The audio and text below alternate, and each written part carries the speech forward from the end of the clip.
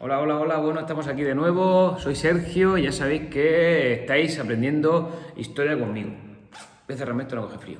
Mirad, estamos aprendiendo mucha historia y hoy vamos a seguir con la historia que va en tercero de la ESO, ¿de acuerdo? Y una vez que hemos visto ya lo que es el nacimiento del Estado moderno, de la edad moderna, ¿de acuerdo? Vamos a ver ahora el nacimiento del Estado moderno, ¿vale? El nacimiento del Estado moderno en España lo tenemos que iniciar sí o sí con los Reyes Católicos, ¿vale? Los Reyes Católicos van a ser los que van a sentar las bases del futuro Estado autoritario que va a perdurar muchísimos años en España y que, bueno, va a ser una tónica, no es que lo inventaran los Reyes Católicos, pero bueno, en esa época las monarquías europeas se hicieron fuertes y nace un Estado llamado Estado moderno, el Estado autoritario, cosa que se diferenciaba mucho, lo vamos a ver ahora enseguida, lo vamos a entender enseguida, de los estados que se daban en la Edad Media, estados mucho más débiles, donde la nobleza, donde el rey dependía totalmente de la ayuda, del auxilium de la nobleza y de los ejércitos que la propia nobleza le brindaba y le otorgaba, ¿de acuerdo? Bueno, nosotros estamos en España. Muy bien. Ya sabemos que ahora vamos a ver el reinado de los reyes católicos. ¿Quién no conoce a los reyes católicos? Yo creo que todo el mundo conocemos o conocéis a los reyes católicos. Y ahora, bueno, sin profundizar demasiado en la vida de los reyes católicos, porque a mí lo que me interesa más que nada es ver por encima las cosas, que tengáis las ideas claras y que esto quede bien explicado y que lo entendáis perfectamente. Porque para el futuro desarrollo de España como nación, de la España actual, es muy importante la unión dinástica que se dio en la época de los Reyes Católicos, ¿vale? Con los Reyes Católicos se produjo la unificación de los dos grandes reinos españoles, ¿vale? En este caso, por un lado, la corona de Castilla, que la puso Isabel II, Isabel la Católica, y por otro lado, el reino de Aragón, que lo llevaba implícito el rey de Aragón, que era en este caso Fernando I de Aragón. Ellos dos se casaron en el año 1469 y formaron una unión dinástica, que ahora voy a explicar. Pero bueno, vamos a ver cómo llegó cada uno al poder. La parte de Juan es mucho más clara, la parte de Fernando es mucho más clara. Él es hijo y heredero del rey Juan II de Aragón, ¿vale? Bien, por lo tanto, él es rey heredero, va a heredar Aragón y no hay ningún problema. Ahora bien, ¿de dónde sale Isabel de Castilla? Mira, Isabel de Castilla es hija de Juan II, pero de Castilla, ¿vale? Juan II de Castilla se casó dos veces. El primer matrimonio con María de Aragón y el segundo matrimonio con Isabel de Portugal.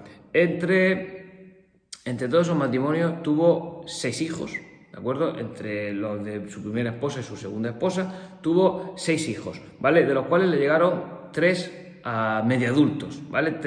2 adultos y Alfonso, el infante Alfonso, murió en la adolescencia, ¿vale? Pero bueno, el infante Alfonso también tuvo mucha importancia. A lo que vamos, el heredero al trono castellano era Enrique, ¿de acuerdo? Y Enrique, a la muerte de su padre, Juan II, se convirtió en rey de Castilla. No hay ningún problema. El problema viene cuando Enrique era un poco, según cuentan las crónicas de la época, un poco afeminado, ¿vale? Un poco afeminado. En esa época ya sabemos que el tema del afeminado era cosa del diablo, ¿de acuerdo? Y además, pues no salía con hijos, es decir, no tenía descendencia y lo culpaban de ser impotente, ¿de acuerdo? Mirad, para que un rey lo culpen de ser impotente es complicado, porque ya posteriormente veremos como a Carlos II, que también era impotente y se demostró que era impotente, lo denominaba el hechizado, es decir, que él realmente no tenía problema, estaba siendo hechizado. A este rey estamos hablando, vamos, en una época no machista, sino hipermachista, ¿vale? Estamos aproximadamente en el año 1450. Un rey que fuera afeminado era complicado, ¿vale? Entonces no lo querían. No lo querían y la nobleza castellana pues no lo quería como rey, ¿vale? Entonces, ¿qué hace la nobleza castellana? Bueno, mira, la nobleza castellana pues se opone. De pronto aparece que tiene un hijo, tiene una hija. En este caso, Juana, ¿vale? Bien, ¿qué va a pasar con su hija Juana? A su hija Juana la nobleza castellana nunca la quiso. De hecho, la llamaron Juana la Beltraneja, ¿vale? ¿Por qué le pusieron el apodo de la Beltraneja? Aparte de que aquí en España todo se le pone apodo, porque decían que era hija de Beltrán de la Cueva. ¿Quién era Beltrán de la Cueva? Era el valido del rey. El valido del rey era como si dijéramos la mano derecha, el que gobernaba por el rey, mientras que el rey pues se encargaba de vivir. Bueno, pues en este caso el valido del rey, Beltrán de la Cueva, era el que supuestamente era el padre de de Juana la Beltraneja. Que vamos, que a Juana no la querían y desde un primer momento la nobleza castellana se opuso a que ella heredara el trono. Y encima de todo que fuera una mujer, porque era la única hija, la única descendiente que tuvo. ¿Qué ocurrió? Que la nobleza castellana le quita el poder a Enrique y se lo da a Alfonso. ¿Alfonso quién es? Alfonso es su medio hermano, porque es hermano solo de padre, ¿vale? Alfonso es hijo de Isabel de Portugal. Lo que ocurre es que Alfonso pues también muere joven, muere a los 15 años. Y ahora, ¿quién se queda o quién de los 6 hermanos que queda? Isabel, ¿de acuerdo? Isabel, la futura Isabel la católica. Isabel es una mujer, entonces tampoco es que iba a tener mucho apoyo. Pero claro, ahora tenemos a Isabel, a Juana, la Beltraneja, o que los nobles se peleen y busquen un nuevo rey. Entonces la nobleza apoyó a Isabel, ¿vale?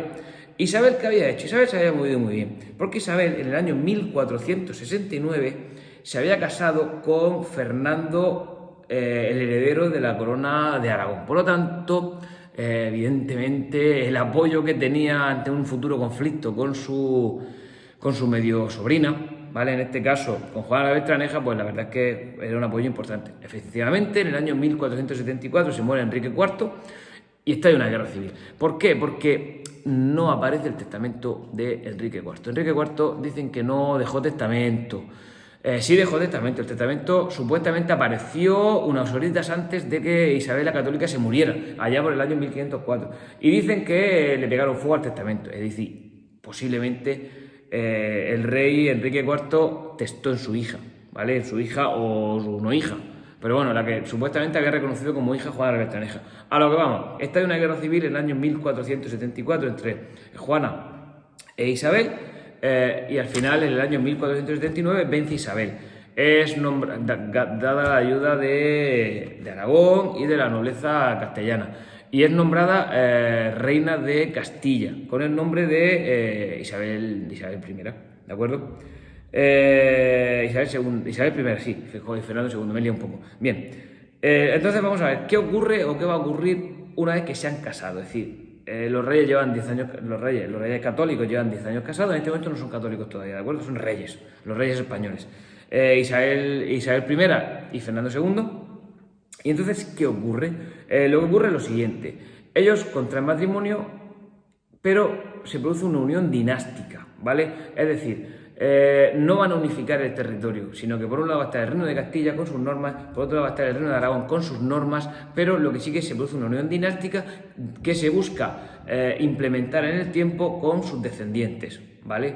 Que sus descendientes sean rey, que los descendientes sean reyes, pero no de un único reino, sino de un conglomerado de reinos, ¿de acuerdo? Por eso no se habla de España, ni se habla de la monarquía hispánica, es decir, los reinos que componen esa monarquía hispánica, que ya veremos que con el tiempo y con los años, más adelante ya veremos cómo sí que es verdad que llegó un momento en que se unificó política y administrativamente, ¿de acuerdo? En este caso es una unión dinástica. Ellos se casan, cada uno es rey de su propio territorio, pero evidentemente ahí tienen sus más y sus menos. Me refiero a que tienen su propia influencia en su marido y en su esposa. Y luego ya los descendientes, que ya veremos que también los descendientes de los reyes católicos tienen ahí un poco de lío, porque al final el descendiente no va a ser la hija, ¿vale? Que va a ser Juana la Loca, sino va a ser el nieto, ¿vale? En este caso, Carlos I de España, V de Alemania, ¿vale? Bien, ya tenemos que se ha formado la unión dinástica, ¿de acuerdo? Bien, mirad, en esto hay mucho, se habla mucho de quién de los dos reyes tenía más fuerza. Evidentemente, por reinado y por peso de la monarquía tenía más fuerza Isabel I. Pero bueno, pero también estamos, repito, en una época machista. Y en este caso, mira, yo quiero hablar de un pequeño dicho. Supongo que esto en la EGB lo escuchamos mucho más. Y ahora cuando hablamos de los reyes católicos siempre se decía el dicho de tanto monta tanto Isabel como Fernando, ¿de acuerdo? Para decir que había una paridad en cuanto a la forma de cómo mandaban ellos. ¿De acuerdo? Mirad, el dicho no es así realmente. El dicho de tanto monta tanto Isabel como Fernando es de la época franquista, porque los franquistas miraron mucho hacia la época de los reyes católicos para intentar ejemplificar su poder o que su poder se pareciera lo más posible al poder que tenían los reyes católicos, ¿vale? Sí que es verdad que de esta época sí que en el escudo de armas de Fernando sí que aparece el dicho de tanto monta, ¿vale? El resto de tanto monta, tanto Isabel como Fernando es después. Y el tanto monta, ¿de dónde viene? Mirad, el dicho o el refrán, según la leyenda, procede de Alejandro Magno. Alejandro Magno, cuando estaba ahí en sus grandes batallas para conquistar Asia, llegó a un pueblo y en el pueblo había un yugo atado. Y decían que ese yugo atado tenía un nudo que era prácticamente imposible de desatar. Pero aquel que desatara el nudo se convertiría en el dueño y señor de Asia.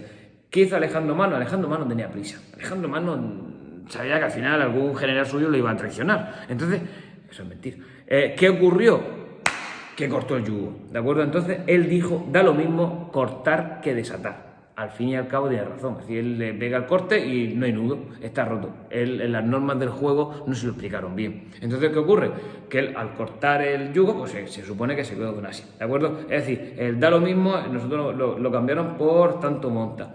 Sí que es verdad que en el escudo de armas de Fernando el Católico existía el tanto monta, pero no existía como el tanto monta tanto Isabel como Fernando, eso es posterior. Pero bueno, ya sabéis un poquito más, que eso se convirtió, como muchas de las cosas se tergiversan, pero bueno, vosotros que estáis atentos al vídeo, ya sabéis que no de dónde procede ese origen, ¿de acuerdo?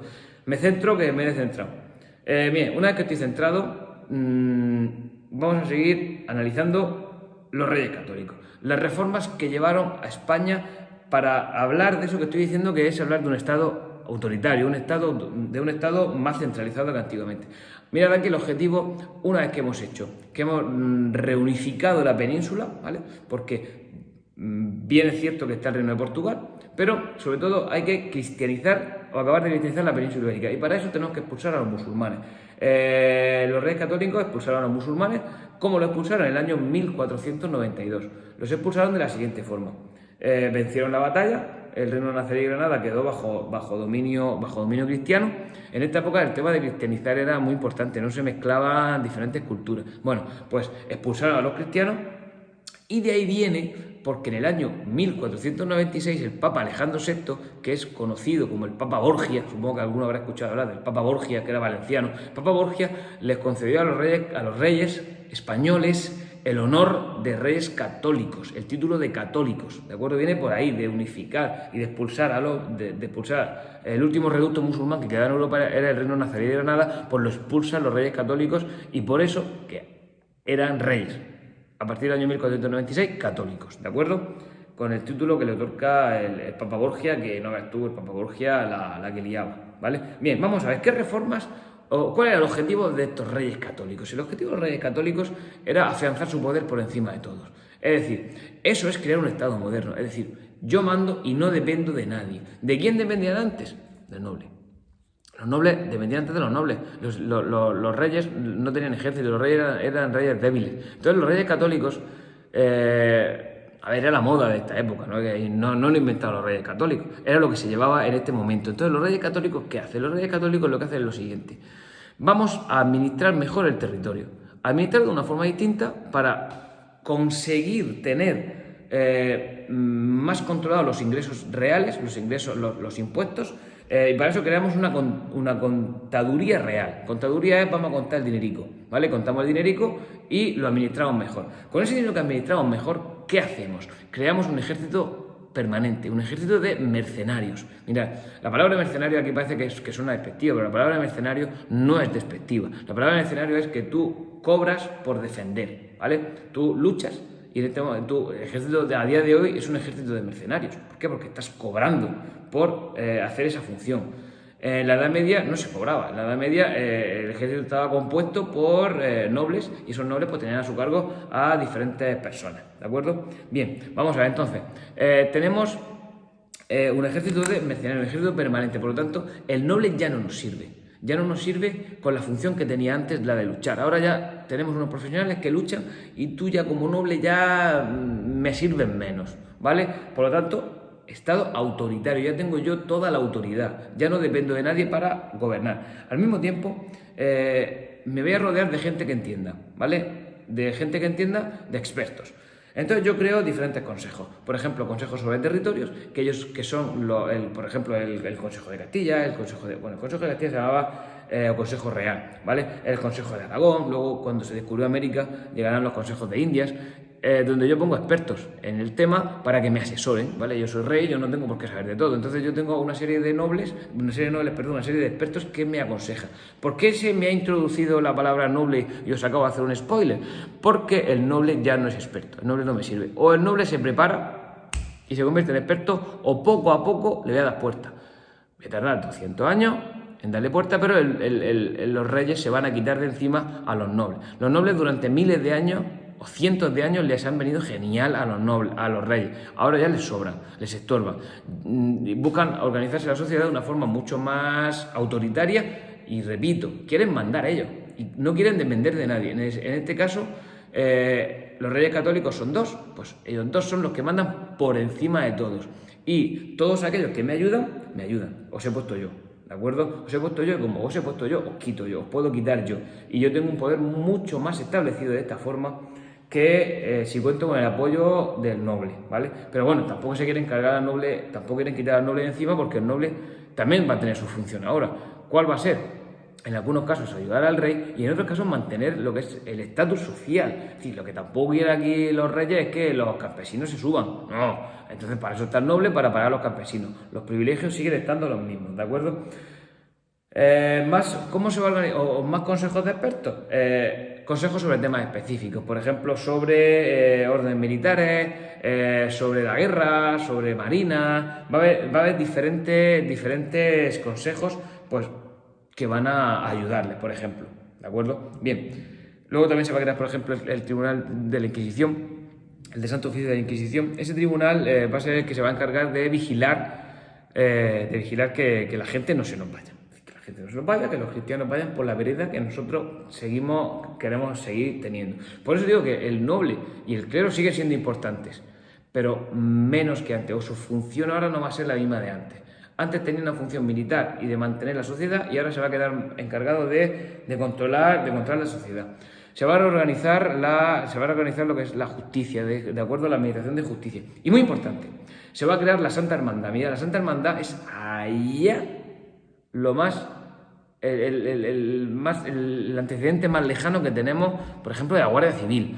Mirad, la Santa Hermandad era un cuerpo policial, ¿de acuerdo? Había que dar un poco más de seguridad a los ciudadanos, ya que les cobras, pues dar un poco más de seguridad a los ciudadanos, y era pues simplemente que se creó pues, es una especie de policía para vigilar el ámbito rural de Castilla, ¿de acuerdo? Mirad, como detalle, que no quiero alargarme mucho, también quiero deciros que hay un refrán, que supongo que lo habréis escuchado, que es a buena hora mangas verdes. A buena hora mangas verdes viene de esta época, de la Santa Hermandad. Mirad, la Santa Hermandad iba vestida de verde. Decían que siempre llegaban tarde, ¿de acuerdo? Es decir, siempre cuando se había producido un robo, llegaban. Eso suele pasar, la policía ahora suele llegar tarde a los sitios. Tú te roban, telefonazo, me han robado, y va la policía, y no le dice, a buena hora, señor agente, porque a lo mejor acaba en Chirona. Cuando llegaban se quejaban de ellos de que, joder, no siempre llegaban tarde, pero claro, imaginad aquí estos campesinos rurales que le han creado una policía y se pensaban que la policía les iba a solucionar todo. No, eso no funciona así. La policía está para intentar meter más miedo que existiera y para intentar resolverlo. Son los CSI de la edad moderna, ¿de acuerdo? Seguimos. ¿Cómo intentaban ellos reducir la autonomía de ciertos resortes que existían en los reinos que les podían quitar poder? Estoy hablando de las cortes. Mira, las cortes eran los representantes del pueblo, se supone, eran los que iban a esas cortes. Esas cortes, para intentar quitar o limitar lo máximo posible su poder, las dejaron reducidas a pedirles pasta, ¿de acuerdo? Cuando querían dinero, las convocaban, si no, no. Y crearon también, por ejemplo, la figura del virrey. El virrey era una persona de máxima confianza, era el alter ego del rey, era una persona en la que ellos, cuando no podían gobernar los territorios o tenían que viajar o algo, los dejaban allí como representantes. Esa figura fue cogiendo fuerza poco a poco y luego se encargó de gobernar territorios más alejados de lo que es el centro de la monarquía hispánica. Por ejemplo, los virreyes de América fueron muy conocidos. También se fomenta la Inquisición. En Aragón existía y ahora se instaura en Castilla, que era el tribunal religioso, que era que se encargaba de vigilar primero a los conversos que se pasaban al catolicismo y después ya se encargaban de vigilar cualquier tipo de acción de la vida cotidiana de los propios cristianos. Por otro lado, hay que hablar, y ya con esto acabo, de las oligarquías urbanas. ¿Qué son las oligarquías urbanas? Mira, las oligarquías urbanas son... Las ciudades han vivido un poco al margen en los últimos años y han cogido cierta autonomía. Pues ahora esa autonomía, evidentemente, en el nuevo reinado de los reyes católicos, esa autonomía hay que controlarla. Esa autonomía no, si tú no puedes quitarle poder a los nobles y que los burgueses te vayan de la mano, o los nobles que viven en las ciudades. Entonces lo que hacen es crear la figura del corregidor. El corregidor es como si dijéramos el alcalde, es el antecedente del alcalde. Pero el corregidor lo elegían, en Castilla lo elegían a dedo, lo ponían los reyes católicos y ellos ponían a gente de su máxima confianza para eso, para controlar también las ciudades. En Aragón era distinto, en Aragón se utilizaba el sistema de la insaculación. Insaculación era, no inseminación, insaculación. Era meter en un saco el nombre de los posibles candidatos y de ahí se hacía un sorteo, se metía la mano, se sacaba y de ahí se elegía al corregidor de ese lugar, ¿de acuerdo? ¿Por qué se hace eso en Aragón? Primero, por tradición y en segundo lugar, para evitar las disputas entre las familias más poderosas que querían eso. Por último, también reforman intentan crear un cuerpo diplomático, ¿vale? ¿El cuerpo diplomático para qué lo crean? El cuerpo diplomático lo crean para intentar mantener buenas relaciones con los países vecinos. Mirad, en esta época son numerosas las guerras y a los reyes católicos, que son los que crearon el cuerpo de diplomacia española, le interesaba intentar mantener la mayor paz posible con los reinos cristianos europeos porque tenía otros objetivos. En primer lugar, expulsar a los musulmanes de la península y en segundo lugar, pues reorganizar su estado, cosa que también están haciendo los estados europeos en este momento. No quiero alargarme más, espero que os haya entretenido, hayáis aprendido y bueno, y ya nos vemos pronto. Chao, chao. Os quiero, chicos.